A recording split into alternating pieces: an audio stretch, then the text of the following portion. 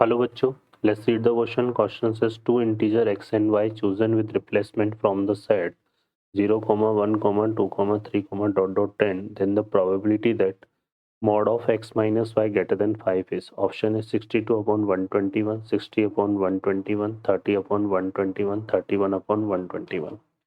Solve करते question को।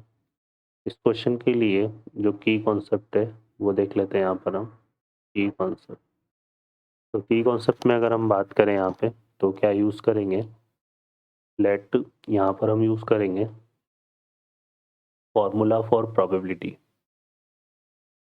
ठीक है, तो प्रोबेबिलिटी के लिए जो फॉर्मूला होता है वो क्या होता है, फेवरेबल केसेस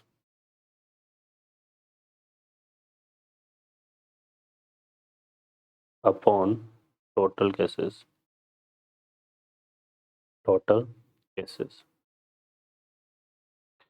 तो ये हम यूज़ करेंगे। तो सॉल्व करते हैं क्वेश्चन को। अब इस क्वेश्चन में बोला हुआ है कि हमारे पास जो इंटीजर्स का सेट है वो क्या है, 0, 1, 2, 3, डॉट डॉट डॉट 10, है ना। तो टोटल कितने इंटीजर है हमारे पास, टोटल इंटीजर की अगर हम बात करें यहाँ पे तो ये हमारे पास कितने हैं, टोटल इंटीजर्स हमारे पास हैं 11। ये आ जाएगा हमारे पास। अब यहाँ पे कंडीशन क्या दी हुई है, mod of x minus y. X और वाई को हमें चूज़ करना है ना। और वो इस तरह से चूज़ करना है कि mod of x minus y क्या होना चाहिए, ग्रेटर देन 5। तो हम किसी भी एक नंबर को ले लेते हैं।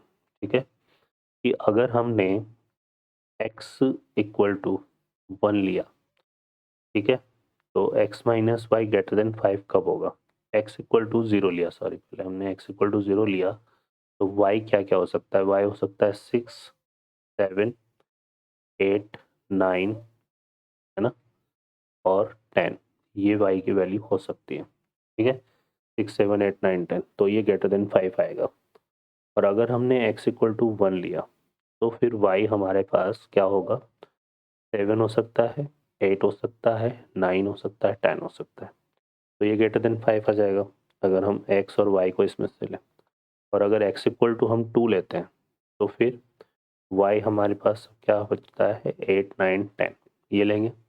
और अगर x इक्वल टू 3 लेते हैं तो y हमारे पास क्या होगा, या तो 9 आएगा या 10 आएगा। ठीक है, क्लियर है, क्योंकि यहाँ कम से कम 6 आएगा तभी तो ग्रेटर देन 5 रहेगा। फिर x इक्वल टू अगर हम 4 लेते हैं तो फिर y इक्वल टू हम क्या लेंगे, सिर्फ और सिर्फ 10।